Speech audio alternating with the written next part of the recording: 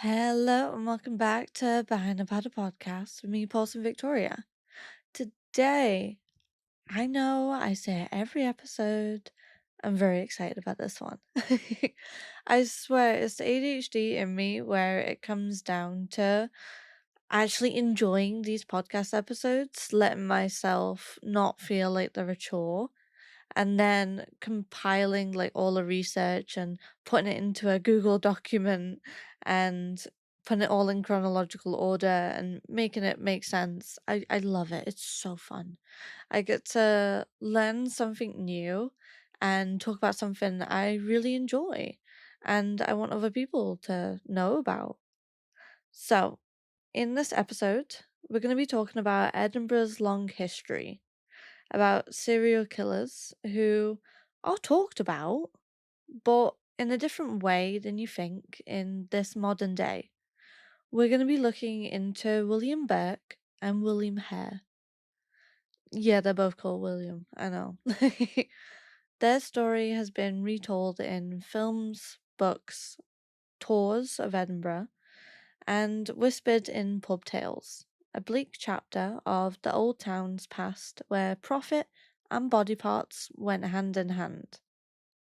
Now, we're going to get into how I know about William Burke and William Haire a little bit later on, but before the word serial killer even existed, these two men found a very lucrative niche supplying freshly deceased bodies to medical schools for specimens.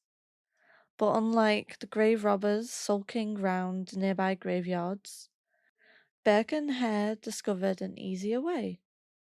Well, to create their own corpses, of course. Duh! So, this is the tale of Scotland's most notorious resurrection men and the autonomy murders that shook the city to its bone. No. This episode is about the victims and why on earth do we have a strip club named after them? Yeah, there is a strip club in Edinburgh called Burke and Hare. And this is the main reason why I was so intrigued on doing this episode. Why would you name a strip club after murderers who murdered potential sex workers? Just women in general. Why are we keeping this tale alive? It's bullshit, honestly. I'm sick and tired of us idolizing killers. Killers are way more known than their victims, and it's not fair. It's certainly not fair to name a building which has women in it who use their labor to pay their bills. It's not fair. But we're going to vent about that later. We're going to rewind to the 1820s. Edinburgh back then was basically the Harvard of cutting dead people open. Medical students everywhere. But not enough corpses to go around.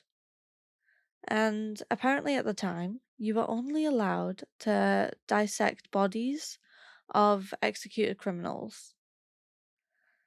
The problem was that there wasn't enough executions. I know, so terrible, right? So the solution, well, people start digging up grandmas. Seriously, like grave robbing was a whole career path. I mean, I feel like, again, it comes down to poverty. It comes down to, like, people weren't just paid enough, even, like, many, many years ago. Like, we can talk about, like, inflation now and things, but poverty has always been there. So, grave robbing, right? Surgeons were like, we need bodies, and we don't care where they come from. Enter grave robbers, aka resurrection men. They'd sneak into graveyards at night, dig up the fresh corpses, they had to be fresh, and cash in on it. The city fought back with having the classic cages around the graves, guard towers, and families literally camping out overnight to protect the coffins, to make sure nobody messed with them. Because again, they needed fresh bodies. And it really became a whole tactical warfare situation where there was the protectors of the dead versus the guys with shovels. So surgeons would pay big money for a fresh corpse, and that's where Burke Haire came crashing into the scene. Like, this is when Burke and Haire go, I see your shovels, and I arrange you murder. So let's talk about the boys. Let's talk about the serial killers. William Burke, friendly. Hell, he's even religious. He's handy with shoes. Everyone said that he was a decent guy when he wasn't absolutely drunk as a skunk. William Haire? If Bad Vibes was a person, angry, sketchy, always broke, the kind of guy you don't turn your back on at a bar, that's William Haire. They're living in this chaotic little lodging house in the Westport area. Lots of drinking, lots of shouting. Probably smelled like feet and whiskey, let's be honest. And one day, an old tenant dies. He owes rent. And instead of doing the respectful thing, you know, reporting a human death, they decide, let's make that money back. They haul the body over to an anatomist named Dr. Knox. He was a top surgeon, huge reputation. Somehow zero interest in asking where are these bodies coming from? But ka-ching, fast cash. Shortly after, another lodger gets sick. Not dead, just inconveniently alive. And that's when William Haire and William Burke invent a brand new murder technique tailored for the medical business. Burke smothering someone while sitting on their chest. It was silent, kinda quick, and there was no marks. And of course, in the 1820s, forensics, who's that? It looks like natural causes. Knox was overjoyed. He was like, wow, another dead body? Money. There you go. Suddenly, murder doesn't just become their side hustle, it became their main hustle. Basically, their whole catalogue of victims was if they're poor and drunk, they're vulnerable. Travelers, women selling small goods, the elderly, people with no family around, and tragically, disabled folk, like Daft Jamie, who was well known in the community.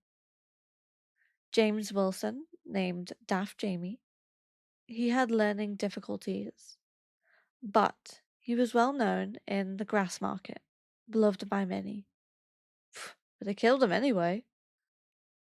But his body, it had identifying features such as a clubbed foot, something students recognized instantly.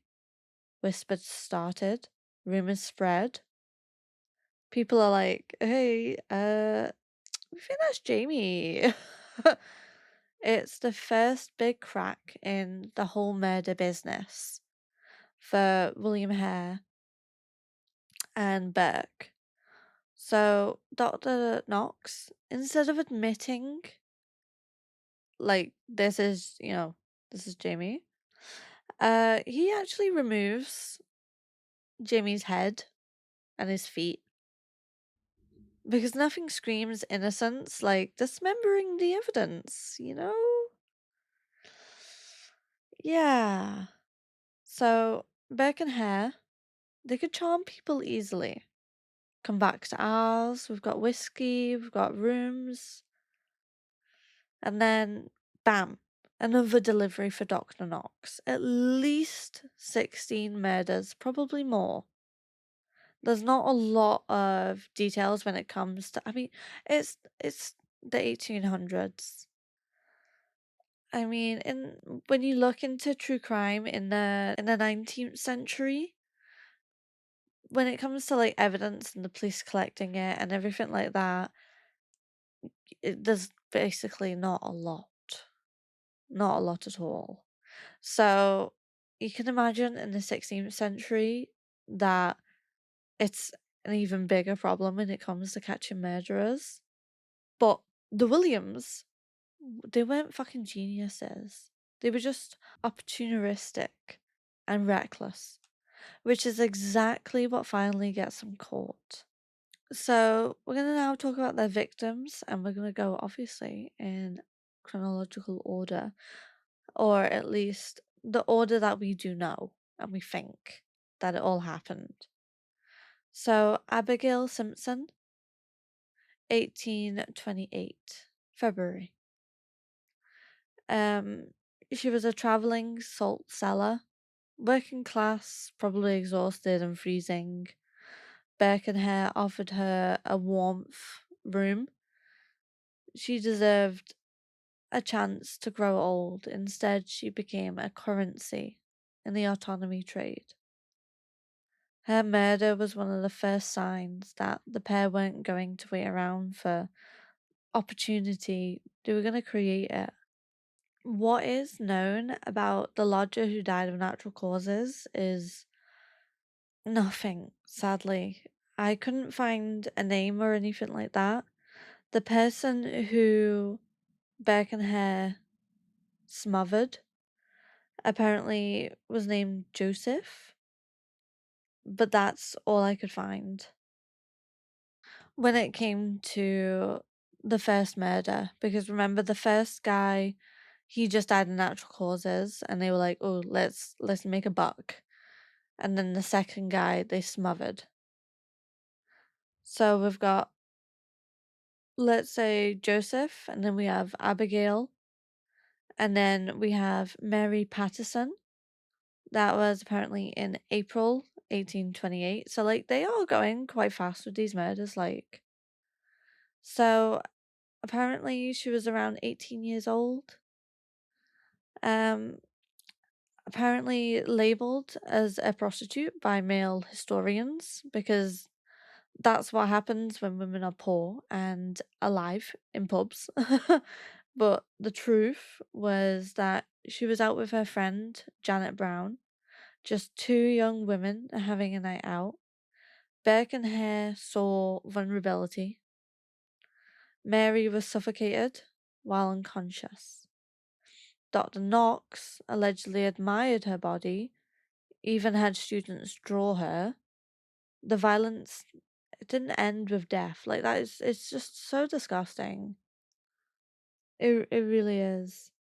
You had students commenting on like the body of how beautiful it was. Whether Mary was a sex worker or not, she was still someone, a female who lived in Edinburgh, and her vulnerability was exploited. We then have Effie, who also died in April of that year.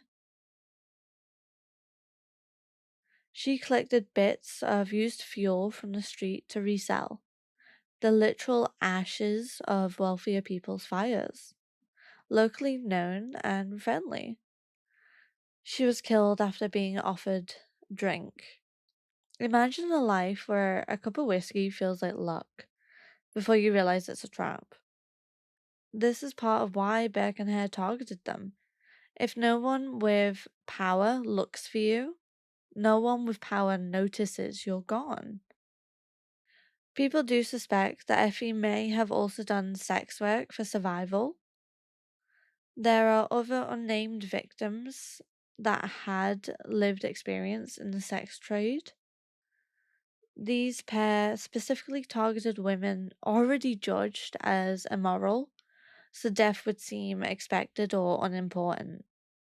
But I feel like at the end of the day, he did try and go for people that they saw weak.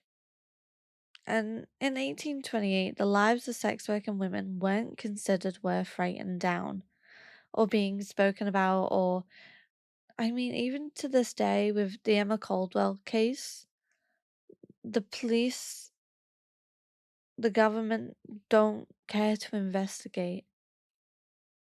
Nobody bothers to write anything down when it comes to sex workers unless it's eye catchy and it draws in attention. But the next victims that we know of were Mrs. Haldane and Peggy Haldane. And this was in the summer of the same year, so 1828. All these were in the same year, which is like quite rapid. So, mother and daughter, both trying to survive in the same neighbourhood as Burke and Haire. Mrs. Haldane drinks too much for one night. Boom, easy target. Peggy comes looking for her mother, and she walks straight into danger. They're both dead. Next, we have James Wilson, who we've already spoken about, and that was in October. Then we have the last victim, Margaret Docherty, middle-aged Irish woman. So, according to historical records, Burke lured Margaret into their lodging home under false pretenses. He reportedly claimed his mother was also a Docherty from the same area of Ireland. Because remember, the boys do come from Ireland. And obviously, that was a lie. The evening of the murder, the only other permanent lodgers in the house, James Gray and Anne Gray, were persuaded to spend the night elsewhere, under the pretext that Docherty was a relative. So they removed witnesses. That night, after heavy drinking, Docherty was suffocated. Her body was hidden under straw at the end of a bed. A crude attempt to conceal the crime, honestly. The next morning, when the Greys returned to the lodging, something felt wrong. They were refused access to the spare room where their belongings had been left. Suspicious, they searched the room themselves and discovered Docherty's body under the straw. The murder triggered immediate police involvement. Meanwhile, Burke and Haire rushed to transfer her corpse. They packed her into a tea chest and delivered it to the autonomy school of Dr. Robert Knox. The police later found Docherty's blood-stained clothing hidden at the lodging. Inconsistencies in Burke and his wife's statements about Margaret's departure and timings deepened suspicion. The body later identified, thanks to the witness testimony of James Gray, linking Docherty definitely to Burke and Haire's crimes. And yeah, you heard that right. They were both married, which is like crazy to think they were doing this and like, yeah. So Helen McDougall was William Burke's wife. Helen was also involved in drinking and some of the cover-ups as well, but she was weirdly acquitted at the trial. William Haire was married to Margaret Laird, often called Mrs. Haire, and they ran the lodging house on Tanner's Close where many of the murders happened. Margaret is said to have encouraged the income from selling bodies and had a share in the profits. They were all motivated by poverty, alcohol, and very fast income of money. And just like Helen, Margaret, she wasn't like ultimately prosecuted. She was granted immunity.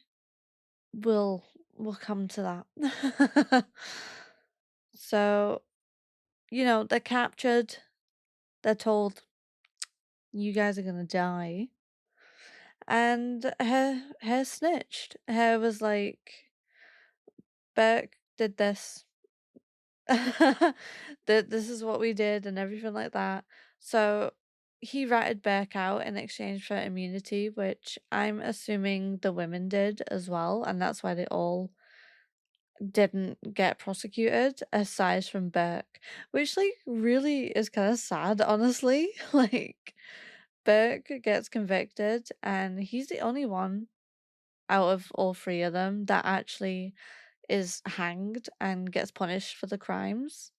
So it was a public hanging, and his body actually gets dissected. Like it's just poetic justice, honestly. And you can see Beck's skeleton still in a museum in Edinburgh, which is kind of cool.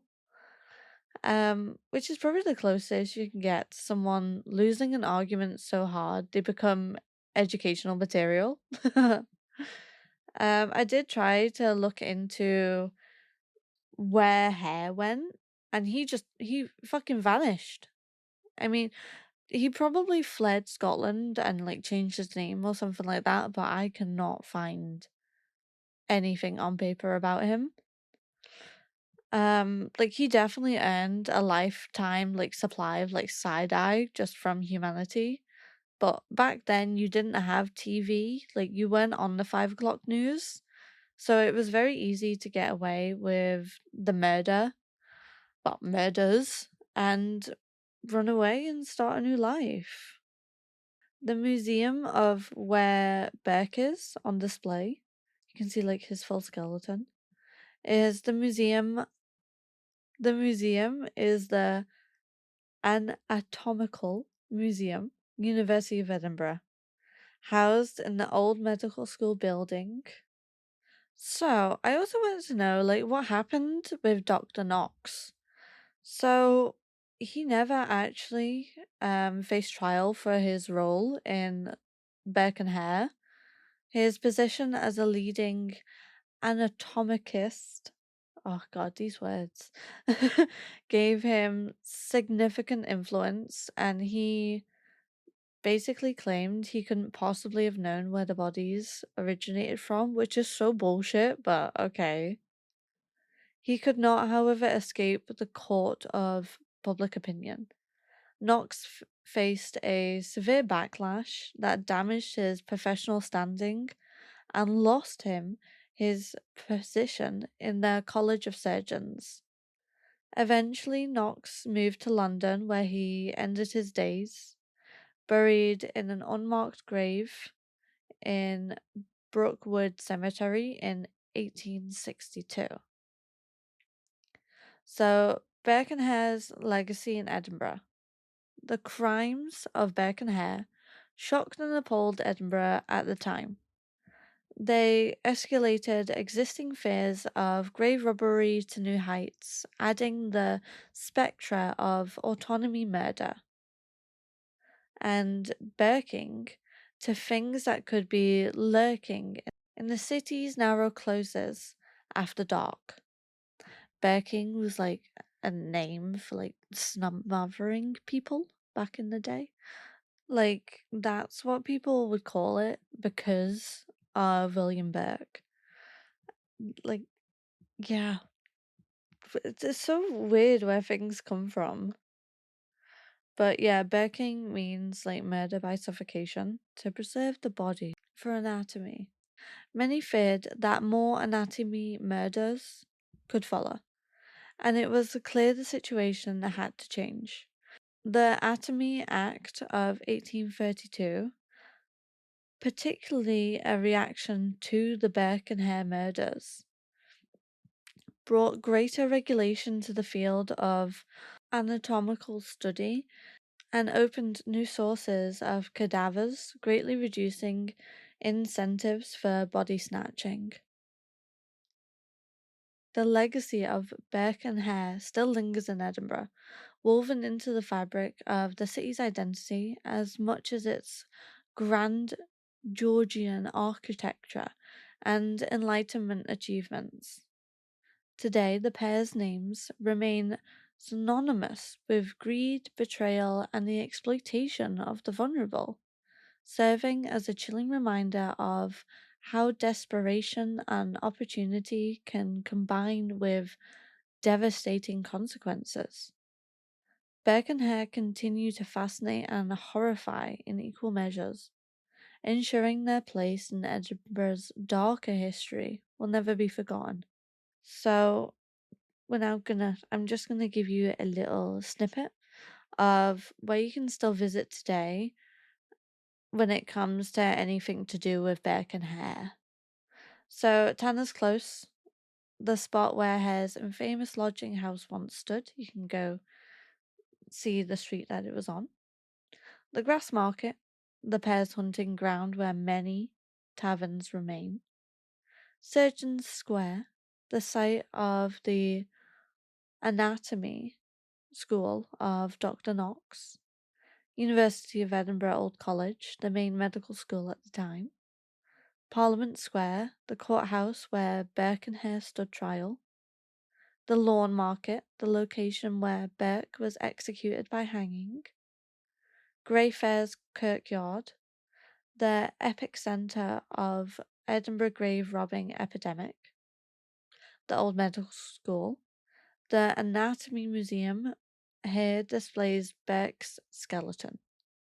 Surgeons Hall Museum, housing Burke's death masks and some of his physical remains.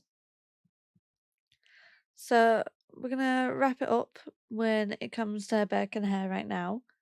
They weren't just masterminds or serial killers, they were just greedy dudes who realized dead bodies were valuable and crossed every moral line imaginable to make a quick buck. That's what poverty does.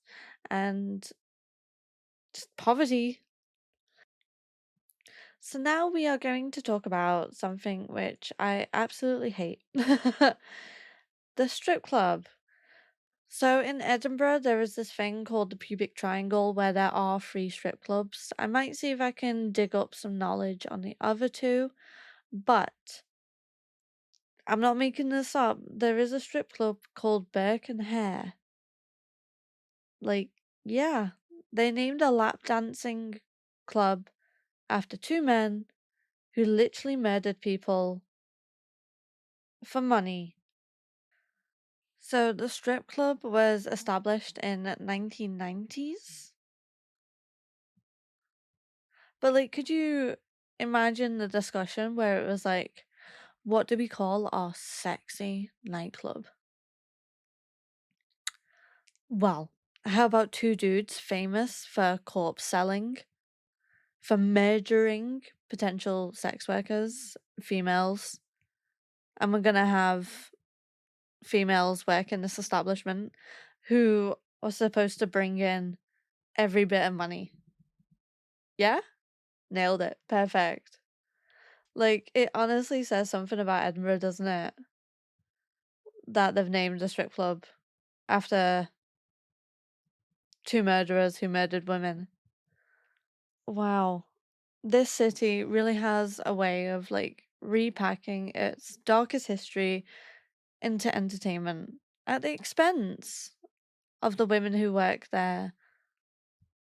Burke and Hare once terrified people, and now they're on pub signs, escape rooms, keychains, and there's a strip club named after them. It's to me it's not funny. It might be funny to some people, but then you have to remember that these men killed real vulnerable people whose lives were seen as disposable. And now their names get a sign. On paper, the original Burke and Hare Pub Company in Edinburgh was controlled by a male director who held over 75% of the shares and voting rights. Now, you can look this up on Company House. Just literally type in Burke Haire strip club and Google it, and you can see who is the director, the secretaries, the accountant. Be anonymous if you're a sex worker. You really need to think out. Really need to think of a name like really out the box, because I just hate the fact that all your information is out there. But I guess public records. Yep. I've got no reasoning for it. I don't know why the government do it. Like, yeah, I don't have like access to like who exactly like runs the place, like who is like the managers or anything like that, or like silent investors. But what I can see on Company's House is that it is male owned. We can see a pattern. The brand, the building, and the profits have sat in male hands, while the labor and the erotic performance are performed by women. I personally have not been to Burke Haire.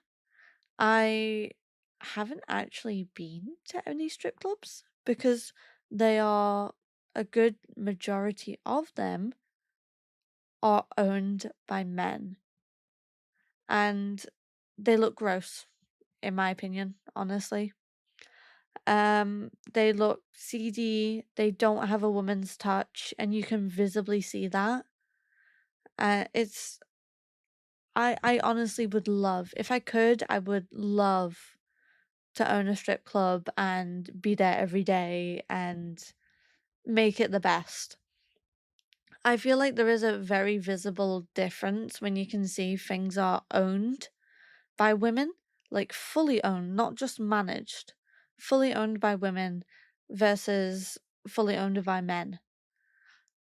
Like, when the pictures which I could see and the videos which I could see of Burke Haire, it didn't look nice.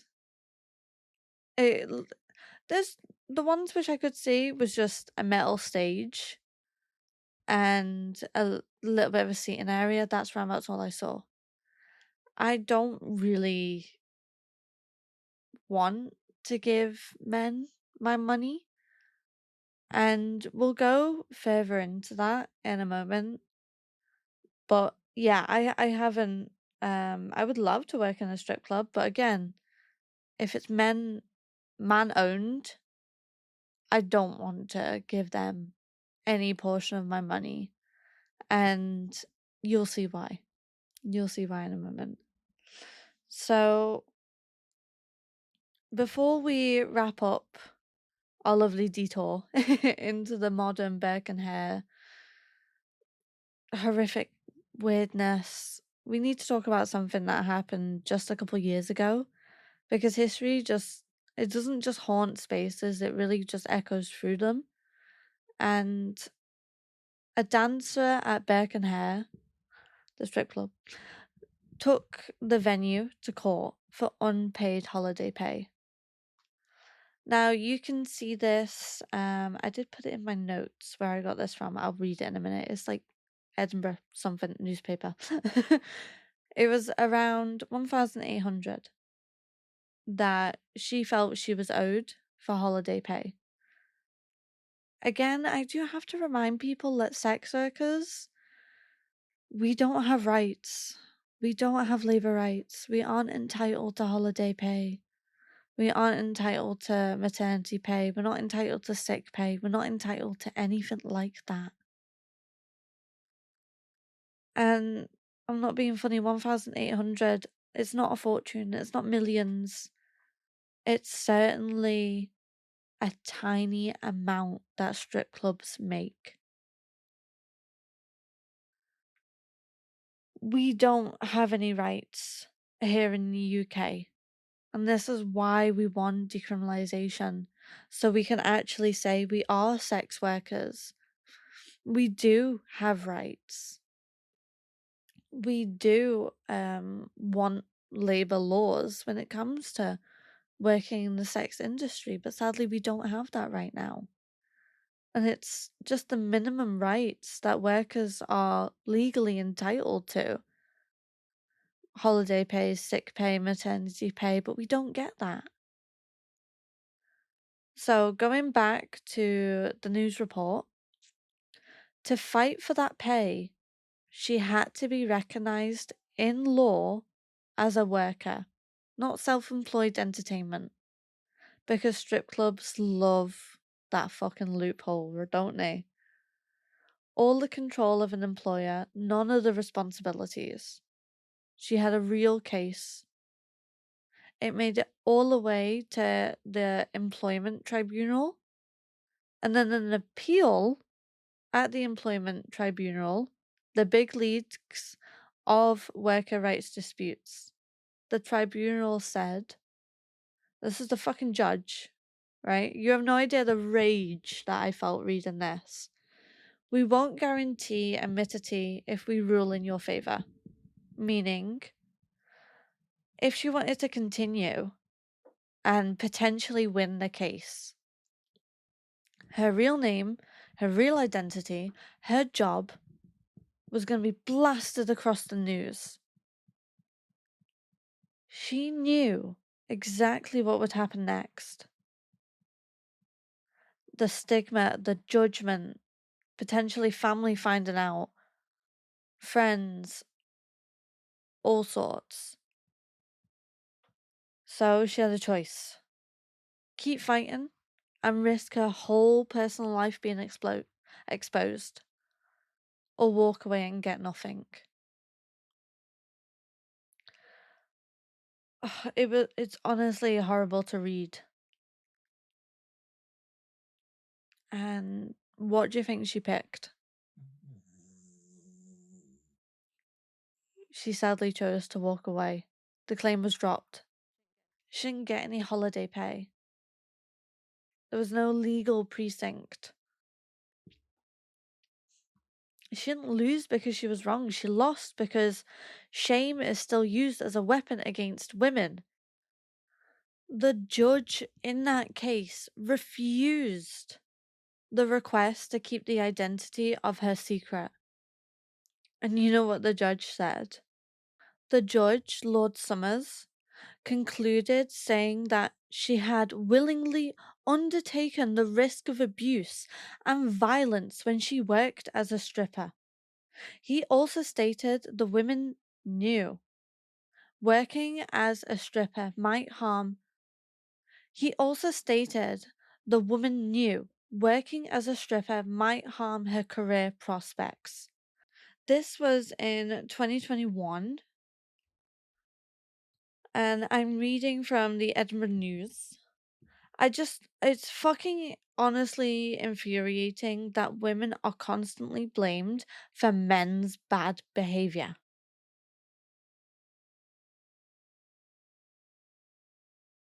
She literally mentioned that there was evidence that customers had threatened to follow her home from the strip club. Keep in mind, the strip club did not want to pay her this holiday pay, and they knew of what was happening.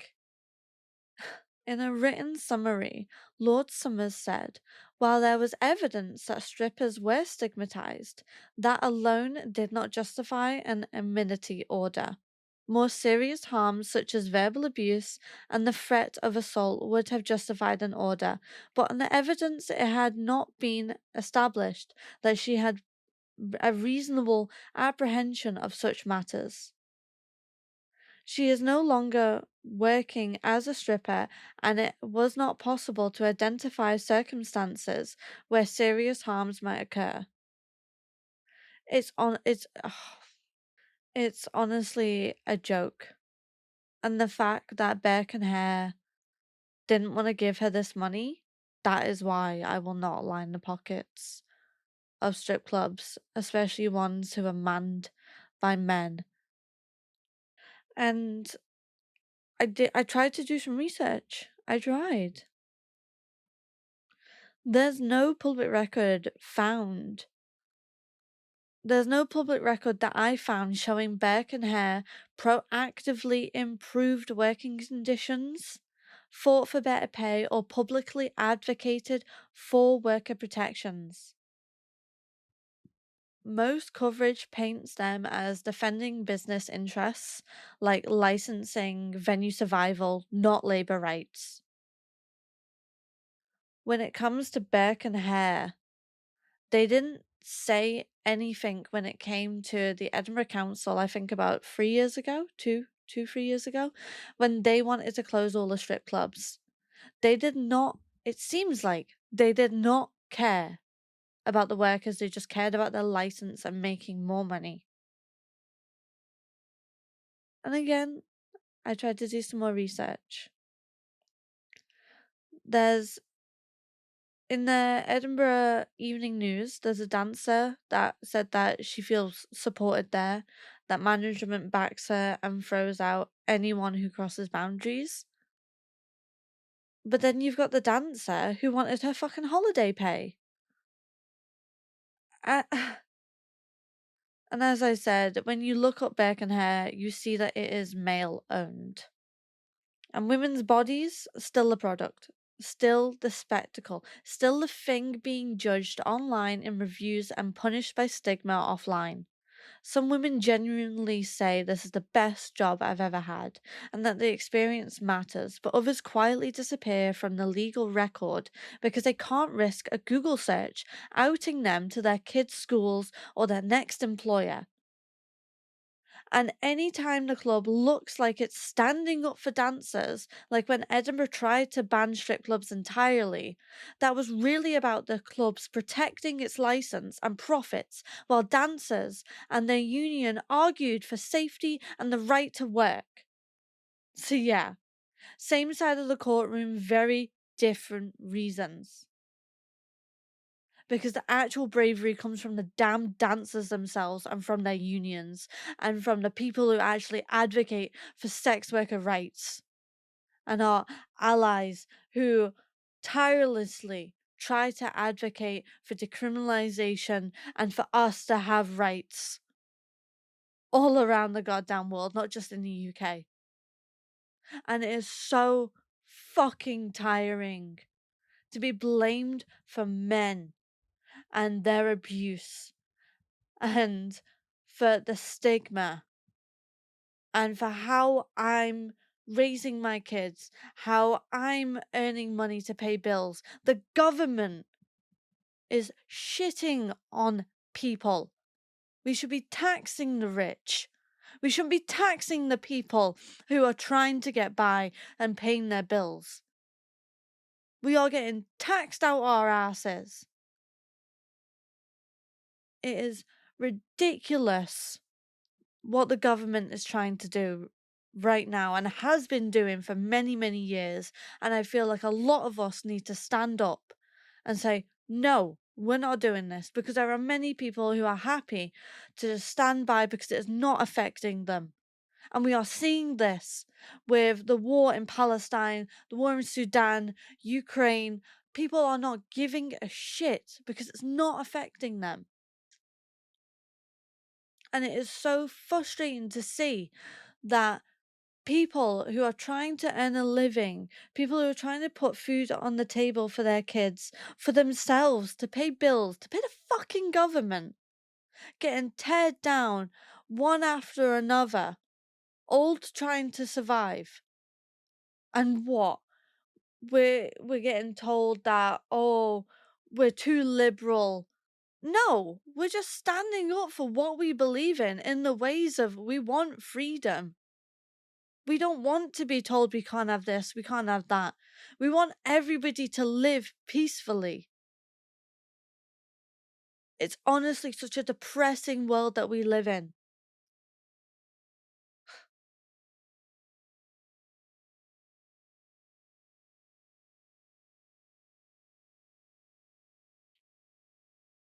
And I hope in the future that this gets better. Life gets better. I hope to God right now. The date right now is the 7th of December 2025. I hope Labour get the fuck out. I hope we don't get reform, because the UK as it is disgusting. And Scotland, where I live, reform are taking over, and it's scary. Honestly, don't become an adult. Oh, I'm gonna go cry now and eat a tub of mint choc chip ice cream. I hope you guys have enjoyed this episode. It definitely got ranty at the end, but I'm very done. Thank you very much for listening. I really am appreciative of everybody who listens, especially people who do stick it out to the end. And yeah, I shall catch you at some other point. Bye. Oh, please follow us on the Instagram and leave us a like and like 5 stars and everything like that.